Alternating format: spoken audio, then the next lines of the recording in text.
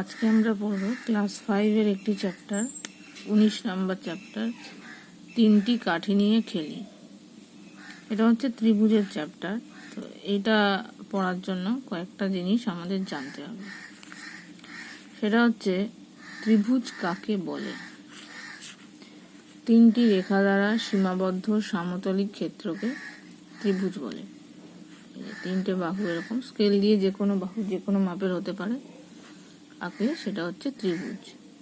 চিত্রে এবিসি হলো একটি ত্রিভুজ। নেক্সট, বাহু বা ভুজ কাকে বলে। যে রেখাংশ তিনটি দিয়ে ত্রিভুজ গঠিত হয় তাদের প্রত্যেকটিকে বলে বাহু বা ভুজ। এই যে এক একটা যেটা রয়েছে এদেরকে বলে বাহু বা ভুজ। এই যে এবি, বিসি, এসি বা সিএ হলো ত্রিভুজ। যখন লিখবে তখন এরকম একটা ছোট ত্রিভুজের চিহ্ন দিয়ে লিখতে হয়, তাহলে বোঝায় এটা একটা ত্রিভুজ। বানান করে লেখার প্রয়োজন নেই, এরকম চিহ্ন দিয়ে বোঝায় তাহলে এবিসি। তাহলে এবি, বিসি, সিএ হলো ত্রিভুজ এবিসি এর বাহু বা ভুজ। নেক্সট হচ্ছে কৌণিক বিন্দু বা শীর্ষবিন্দু কাকে বলে। ত্রিভুজের বাহুগুলি ছেদ বিন্দু তিনটিকে বলা হয় কৌণিক বিন্দু বা শীর্ষবিন্দু। তাহলে এই একটা বাহু, এই একটা বাহু, দুটো যেখানে ছেদ করেছে এটা একটা শীর্ষবিন্দু। আবার এই বাহুটা যেখানে ছেদ করেছে সেটা একটা শীর্ষবিন্দু। আবার এই বাহুটা যেখানে ছেদ করেছে সেটা একটা শীর্ষবিন্দু। তাহলে এ বি সি এগুলো, এই তিনটে হচ্ছে এই এবিসি ত্রিভুজের তিনটে শীর্ষবিন্দু। তাহলে একটা ত্রিভুজের তিনটে বাহু হয় আর তিনটে শীর্ষবিন্দু হয়। এরপর দেখো ত্রিভুজের মোট কয়টি অংশ ও কি কি। ত্রিভুজের মোট 9টি অংশ। কি কি? তিনটে বাহু, তিনটে কোণ হলো, এই যে তিনটে কোণ, আর হচ্ছে তিনটে শীর্ষবিন্দু। তাহলে মোট 9টা অংশ হলো। এবার হচ্ছে ত্রিভুজ কয় প্রকার ও কি কি। ত্রিভুজ হচ্ছে বাহু ভেদে, মানে বাহু ছোট বড় সেই হিসাবে বাহু বেঁধে 3 প্রকার। একটা সমবাহু, সমদ্বিবাহু, বিষমবাহু। আর কোণ ভেদে, মানে কোণ কেমন কোণ হবে সেই হিসাবে কোণ ভেদে 3 প্রকার। সূক্ষ্মকোণী ত্রিভুজ, সমকোণী ত্রিভুজ আর হচ্ছে স্থূলকোণী ত্রিভুজ। তাহলে ত্রিভুজ কয় প্রকার বললে দুটোই মেনশন করতে হবে, বাহু ভেদে 3 প্রকার আর কোণ ভেদে 3 প্রকার। আর যদি বলে দেয় বাহু ভেদে কয় প্রকার তাহলে শুধু এই তিনটেই দিতে হবে, আর কোণ ভেদে বললে এই তিনটেই বলতে হবে, 3 প্রকার। নেক্সট যাচ্ছে পরের প্রশ্ন, সমবাহু ত্রিভুজ কাকে বলে। যে ত্রিভুজে 3টি বাহুর দৈর্ঘ্যই পরস্পর সমান তাকে সমবাহু ত্রিভুজ বলে। বোঝা গেল, সমবাহু নামটার মধ্যেই বোঝা যাচ্ছে। এবার আমরা দেখব কিভাবে সমবাহু ত্রিভুজ আঁকে। তার জন্য যে কোনো মাপের একটা বাহু আমি কেটে নেব। দেখো যে কোনো মাপের একটা বাহু আমি কেটে নিয়েছি। এবার এই মাপেরই বাহু আমাকে আরো করতে হবে। তাহলে এইখান থেকে বসিয়ে এইটার মাপ আমি নিলাম, পুরো এইটার মাপ নিয়ে এখান থেকে বসিয়ে একবার এই দিকে আমি কাটবো। এই হলো ওই মাপটাই আবার এই কোণায় আমি বসিয়ে এইখান থেকে কাটবো। বুঝা গেল? তাহলে এইটার পুরোটার আমি মাপ নিলাম, সমান মাপ নেবে যেন ছোট বড় না হয়।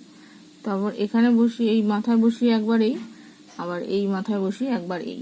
এবার এই যে ছেদ বিন্দু হলো এইটার সঙ্গে একবার এইটা জুড়ে দেবো, এইটার সঙ্গে একবার এই মাথাটা জুড়ে দেবো স্কেল পেন্সিল দিয়ে। দেখো এগুলো যোগ করে নিয়েছি, নাম দিয়েছি এবিসি পেন্সিল দিয়ে। তাহলে চিত্রে ত্রিভুজ এবিসি হলো একটা সমবাহু ত্রিভুজ। বোঝা গেল? এরপর দেখো সমদ্বিবাহু, নামটার মধ্যেই বোঝা যাচ্ছে যে ত্রিভুজে 2টি বাহুর দৈর্ঘ্য পরস্পর সমান তাকে সমদ্বিবাহু ত্রিভুজ বলে। এবার সমদ্বিবাহু ত্রিভুজ কাকে কি করে আঁকবো। প্রথমে আগের মতনই আবার একটা যে কোনো মাপের বাহু এঁকে নেব। দেখো এই একটা বাহু এঁকে নিয়েছি, সোজাভাবে আঁকবে।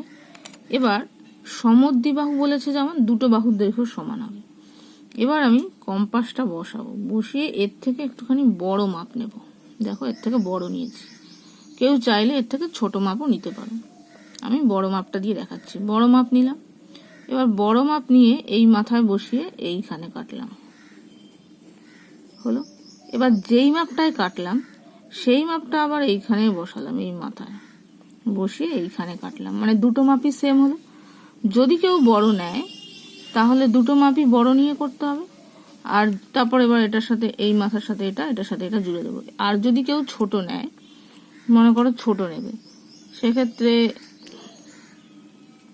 মনে করো এরকম মাপ নেবে, ছোট মাপ, সেক্ষেত্রে এইখান থেকে বসিয়ে, ছোট মাপ হলো, তাহলে এখান থেকে বসিয়ে একবার এইখানে কাটতে হবে, আবার এখান থেকে বসিয়ে এইখানে, মানে ছোট হলেও দুটোই সেম নিতে হবে, বড় হলেও দুটোই সেম নিতে হবে, মানে এই দিকের বাহু দুটো।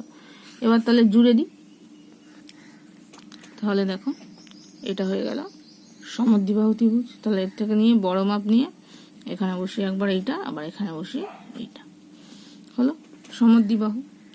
এবার বলেছে দেখো বিষমবাহু। বিষমবাহু মানে হচ্ছে যার কোনো বাহুই সমান নয়। যে ত্রিভুজে তিনটি বাহুর দৈর্ঘ্যই পরস্পর অসমান তাকে বলে বিষমবাহু, মানে কোনোটাই সমান না।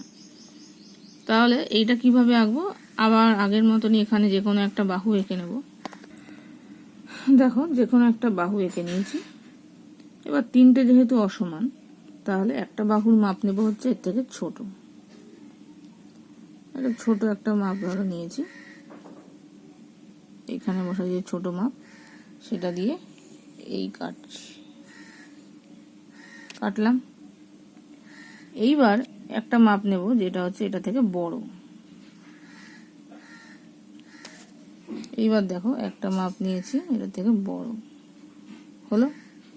এবার সেইটা আমি এখানে বসাবো, এখানে বসিয়ে এই কেটে নিলাম,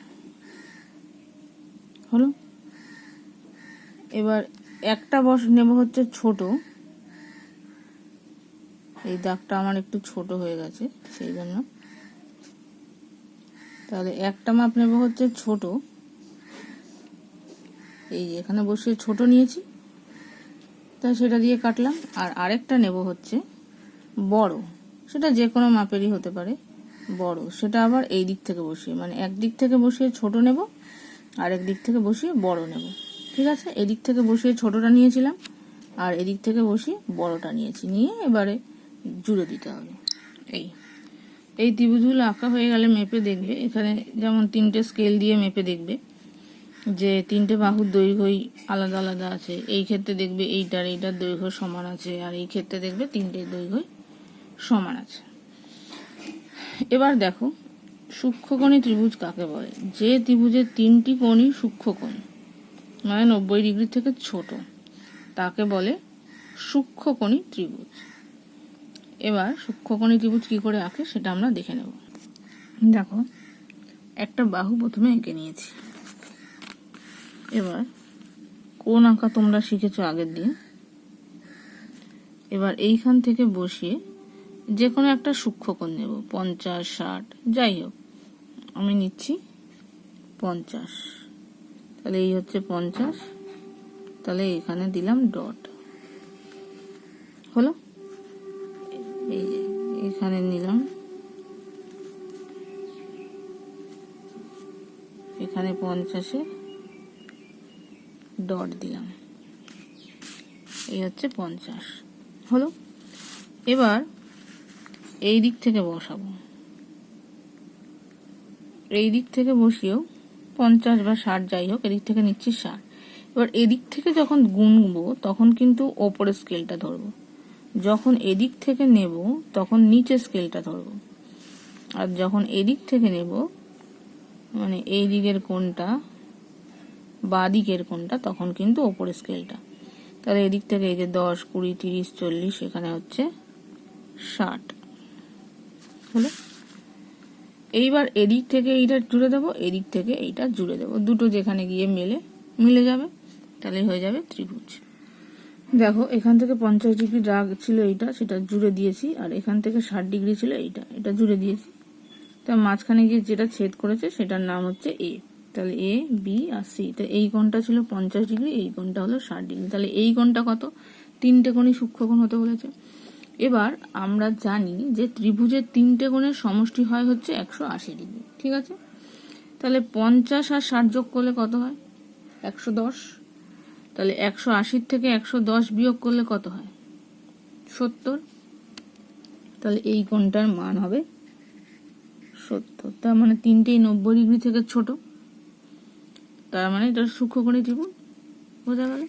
এই দুটো কোণের মাপ নিয়ে আঁকবে, সূক্ষ্মকোণের মাপ দিয়ে, সেটা যে কোনো কোণ হতে পারে। দুটো কোণের মাপ যেখানে গিয়ে ছেদ করবে সেখানে নাম দেবে। এবার দুটো কোণের যা সমষ্টি হবে সেটা 180 থেকে বিয়োগ দেবে, দিলে এই কোণটা পেয়ে যাবে। তাহলে এটা হচ্ছে সূক্ষ্মকোণী ত্রিভুজ। নেক্সট দেখো, সমকোণী ত্রিভুজ কাকে বলে? সমকোণী ত্রিভুজ হচ্ছে যে ত্রিভুজের একটি কোণ সমকোণ, মানে একটা কোণ হচ্ছে 90 ডিগ্রি। তাহলে একটা সোজা দাগ আঁকবো, তার উপর চাঁদা দিয়ে এখানে একটা 90 ডিগ্রি আঁকবো, তারপর যার যেটা হবে সেখানে গিয়ে জুড়ে দেবো, তাহলে এই সমকোণী ত্রিভুজ হবে। তাহলে প্রথমে একটা আগে সরল রেখা এঁকে নিই। দেখো এখানে একটা সরল রেখা আঁকলাম। এইবার এইখানে চাঁদাটা বসালাম, যেরকম বসায়। 90 ডিগ্রি কোথায় হচ্ছে? এই সোজাসুজি। তাহলে এইখানে গিয়ে এই দিলাম ডট, ঠিক মাথা। এবার এইটা জুড়ে দেব। দেখো জুড়ে দিয়েছি। এবার এই যে দুটো মাথা আছে, এই মাথার সাথে এই মাথা জুড়ে দেব। তাহলে দেখো জুড়ে দিয়েছি। এবার এরকম একটা স্কোয়ার চিহ্ন দিলেই বোঝায় যে এই কোণটা 90 ডিগ্রি। তাহলে এটা সমকোণী ত্রিভুজ হলো। তাহলে চিত্রের ত্রিভুজ এবিসি হলো সমকোণী ত্রিভুজ। নেক্সট দেখো, স্থূলকোণী ত্রিভুজ কাকে বলে? যে ত্রিভুজের একটি কোণ স্থূলকোণ, অর্থাৎ 90 ডিগ্রির থেকে বড় এবং 180 থেকে ছোট, তাকে স্থূলকোণী ত্রিভুজ বলে। তাহলে কি করে আঁকবো? প্রথমে একটা দাগ টেনে নেব। এবার এদিকে একটা স্থূলকোণ আঁকবো, যেটা আঁকবো যেখানে গিয়ে ছেদ করলো সেটার সাথে এটা জুড়ে দেবো। তাহলে প্রথমে আগে একটা সরল রেখা এঁকে নিই। দেখো একটা সরল রেখা এঁকেছি। এবার এইখানে আমি একটা স্থূলকোণ আঁকবো, 120, 130 যা হোক হতে পারে। আমি 120 ডিগ্রি আঁকছি। এই বসালাম, বসিয়ে এখানে দেখো 120, এই 120।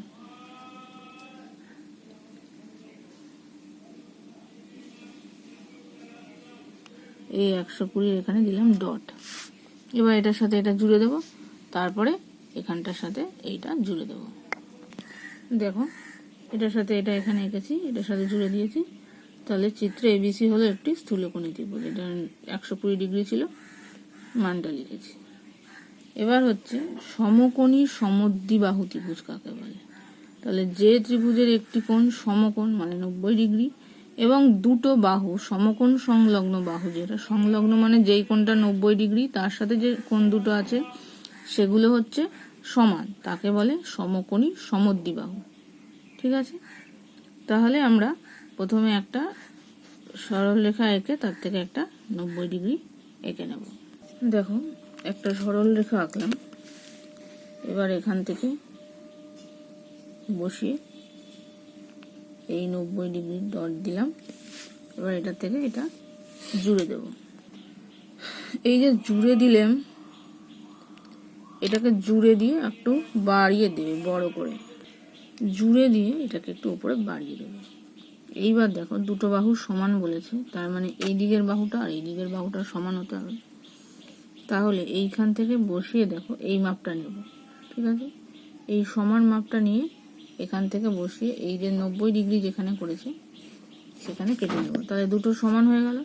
এবার যেখানে ছেদ করেছে সেইটার সাথে এইটা জুড়বো। তাহলে কি করলাম? প্রথমে একটা সরল রেখা আঁকলাম, 90 ডিগ্রি এঁকে ওই দাগটা একটু বাড়িয়ে দিয়েছি। এবার এইখানে যে সরল রেখাটা এঁকেছি সেটার মাপ নিয়ে এইখান থেকে বসিয়ে এই কেটে নিয়েছি। এইবার এই কাটা অংশটা থেকে এইখানটা জুড়ে দিতে হবে। এই হলো। তাহলে এই কোণটা 90 ডিগ্রি, তাহলে আমি স্কোয়ার চিহ্ন দিয়েছি। তাহলে চিত্রে এবিসি ত্রিভুজ হলো একটি সমকোণী সমদ্বিবাহু ত্রিভুজ। বোঝা গেল?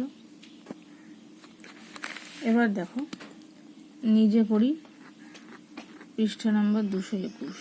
প্রথম প্রশ্ন বলেছে 3 সেমি, 6 সেমি ও 9 সেমি দৈর্ঘ্যের রেখাংশ দিয়ে ত্রিভুজ তৈরি করা কি সম্ভব? ত্রিভুজ তৈরি করতে গেলে বলি যে কোনো দুটো বাহুর যোগফল 3 নাম্বার বাহুর যোগফলের থেকে বড় হতে হবে। তিনটে ক্ষেত্রেই সম্ভব হতে হবে। দেখো এখানে আছে 3, 6, 9। তাহলে 6 আর 9 যোগ করলে কত হয়? 15। সেটা আরেকটা যেটা বাহু আছে সেটা 3 থেকে বড় হবে। আবার দেখো 9 আর 3 যোগ করলে কত হয়? 12। সেটা আরেকটা যেটা বাহু আছে 6 থেকে বড়। তাহলে দুটো ক্ষেত্র হলো। কিন্তু আরেকটা যেটা আছে দেখো 3 আর 6 যেটা যোগ করলে কিন্তু হচ্ছে 9, যেটা আরেকটা বাহু যেটা তার সাথে সমান হয়ে গেল। কিন্তু সমান হলে তো হবে না, বড় হতে হবে। যেহেতু সমান হয়ে গেল, ছোট হলেও হবে না। যদি ছোট হতো যে 3 আর 5 থাকতো, যোগ করলে 8, 9 থেকে ছোট, তাও কিন্তু হতো না, বড় হতে হবে। যেহেতু এটা সমান হয়ে গেল, তাই এক্ষেত্রে ত্রিভুজ অঙ্কন সম্ভব নয়। এটা হচ্ছে উত্তর। নেক্সট 2 নম্বর দেখো বলেছে সমকোণী ত্রিভুজ কি কখনো সমবাহু ত্রিভুজ হবে?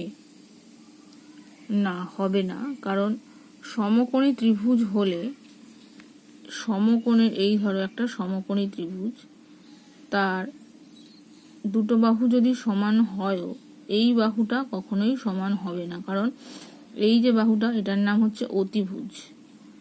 অতিভুজ সব সময় এই দুটো বাহুর থেকে বড় হবেই। সমকোণী হলে যেটা হয়, অতিভুজ সবসময় বড় হয়। তাই তিনটে বাহু কখনোই সমান হবে না, তাই সমবাহু ত্রিভুজ হবে না।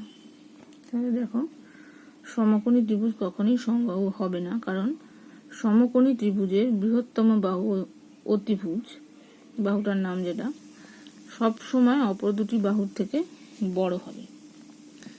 বোঝা গেল? নেক্সট 3 নম্বর দেখো বলেছে সমকোণী ত্রিভুজের বৃহত্তম বাহুর নাম কি? একটু আগেই বললাম, অতিভুজ। 4 নম্বর সমকোণী সমদ্বিবাহু ত্রিভুজের 3টি কোণের মান করো। সমকোণী মানে একটা কোণ 90 ডিগ্রি হবে। এবার সমদ্বিবাহু যদি হয়, তাহলে এই বাহু দুটো সমান হবে। সমান বাহু হলে এই কোণ দুটোর মানও সমান হয়। তাহলে এইটার মান হবে 45, এটার মান 45, আর এটা হবে 90। তাহলে তিনটে যোগ করলে দেখো 180 হচ্ছে। তাহলে একটার মান হবে 90 আর দুটো হবে 45। তাহলে দেখো লিখে নিয়েছি, এটা অতিভুজ আর এটা হচ্ছে 45 ডিগ্রি, 90 ডিগ্রি, 45 ডিগ্রি, 45 ডিগ্রি। এর পরের প্রশ্ন আছে দেখো সূক্ষ্মকোণী ত্রিভুজ কাকে বলে? ছবি এঁকে দেখাও। এটা তোমাদের আগেই বলে দিয়েছি, ছবিও এঁকে শিখিয়ে দিয়েছি। নেক্সট 6 নম্বর দেখো বলেছে সমকোণী ত্রিভুজ কখন সমকোণী সমদ্বিবাহু ত্রিভুজ হবে? যখন সমকোণ সংলগ্ন বাহু দুটো সমান হবে। তাহলে সমকোণী ত্রিভুজ হলে যে এই বাহু দুটো সমান হতে হবে তার তো কোনো মানে নেই, ছোট বড়ও হতে পারে।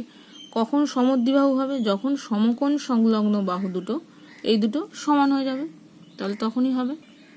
দেখো যখন সমকোণী ত্রিভুজের সমকোণ সংলগ্ন বাহু দুটি পরস্পর সমান হবে, তখন সমকোণী ত্রিভুজ সমকোণী সমদ্বিবাহু হবে। নেক্সট দেখো 7 নম্বর বলেছে একটি ত্রিভুজের দুটি কোণের প্রত্যেকটির মান সমকোণ বা 90 হতে পারে কি? তিনটে কোণ আছে, তিনটে কোণের সমষ্টি হবে 180। তাহলে দুটো কোণ যদি 90 90 করে হয়, তাহলে দুটো কোণের সমষ্টি 180 হয়ে যাবে। তাহলে 3 নম্বর কোণটা শূন্য, সেটা কখনোই সম্ভব না। তাহলে এই ক্ষেত্রে এটা কখনোই সম্ভব হবে না, কারণ একটা কোণের মান কখনোই শূন্য হতে পারে না। 1 2 যা হোক কিছু হবে, কিন্তু কখনোই শূন্য হতে পারে না, তাই এটা সম্ভব না। দেখো 7 নম্বরটা একটি ত্রিভুজের তিনটি কোণের সমষ্টি 180 ডিগ্রি, সেটা আমরা জানি। তাই দুটি কোণের প্রত্যেকটির মান যদি 90 ডিগ্রি হয়, তাহলে তৃতীয় কোণটির মান হবে 0, যেটা কখনোই সম্ভব না। তাহলে এটা হবে না। নেক্সট দেখো 8 নম্বর বলেছে সমবাহু ত্রিভুজের প্রতিটি কোণের মান কত? সমবাহু ত্রিভুজের প্রতিটি কোণের মান 60 ডিগ্রি। তিনটেই যেহেতু সমান, 60 60 60, তিনটে করলে দেখবে 180 হচ্ছে। নেক্সট 9 নম্বর বলেছে দেখো সমকোণী ত্রিভুজে সমকোণ ছাড়া অপর দুটি কোণের সমষ্টি কত? তাহলে সমষ্টি তো তিনটে কোণের হয় হচ্ছে 180, তাহলে একটা 90 হলে আর বাদ বাকি দুটোর সমষ্টি কত হবে? 180 মাইনাস 90 মানে 90 ডিগ্রি। এরপরে দেখো বলেছে তিনটে বাহু দিয়েছে 5 সেমি, 2 সেমি আর 8 সেমি। তাহলে এক্ষেত্রে কি ত্রিভুজ অঙ্কন সম্ভব? দেখো 5 আর 2 যোগ করলে 7 হয়, 8-এর থেকে সেটা বড়, জন্য গ্রেটার দ্যান সাইন দিয়েছি। 2 আর 8 যোগ করলে 10 হয়, সেটা 5-এর থেকে বড়, গ্রেটার দ্যান সাইন দিয়েছি। 5 আর 8 যোগ করলে 13 হয়, 2-এর থেকে বড়, মানে 3 ক্ষেত্রেই দেখো গ্রেটার দ্যান সাইনে হচ্ছে। কেউ কিন্তু ছোট নয়, কেউ কিন্তু সমান নয়। তাহলে এক্ষেত্রে ত্রিভুজ অঙ্কন সম্ভব। বোঝা গেল? আগেরটা কিন্তু দেখো একটা ক্ষেত্রে কিন্তু সমান হয়ে গেছিল, সেই জন্য ত্রিভুজ অঙ্কন সম্ভব ছিল না। নেক্সট দেখো 11 নম্বর বলেছে সমকোণী ত্রিভুজে একটি কোণের মান 30 ডিগ্রি হলে অপর কোণ দুটির প্রত্যেকটির মান কত? একটা 30 ডিগ্রি, যেহেতু সমকোণী তাহলে আরেকটা কোণের মান কত হবে? 90 ডিগ্রি। তাহলে বাদ বাকি 3 নম্বর কোণটা কত হবে? 180 মাইনাস এই দুটোর যোগফল, একটা তো 30 একটা 90, এই দুটোর যোগফল কত? 120 ডিগ্রি। তাহলে 180 থেকে 120 বিয়োগ করলে 60 ডিগ্রি। তাহলে দুটো কোণের মান হবে 90 ডিগ্রি আর 60 ডিগ্রি। এইভাবে যদি অন্য কোনো মান দেওয়া থাকে সেইটা 90 এর সাথে যোগ করে বিয়োগ করতে হবে। যেহেতু সমকোণী বলেছে তাহলে একটা কোণ তো 90 ডিগ্রি হবেই, আর একটার মান দেওয়া থাকবে, দুটো যোগ করে 180 থেকে বিয়োগ করতে হবে। বোঝা গেল? এই হলো তোমাদের এই চ্যাপ্টারের জিনিস।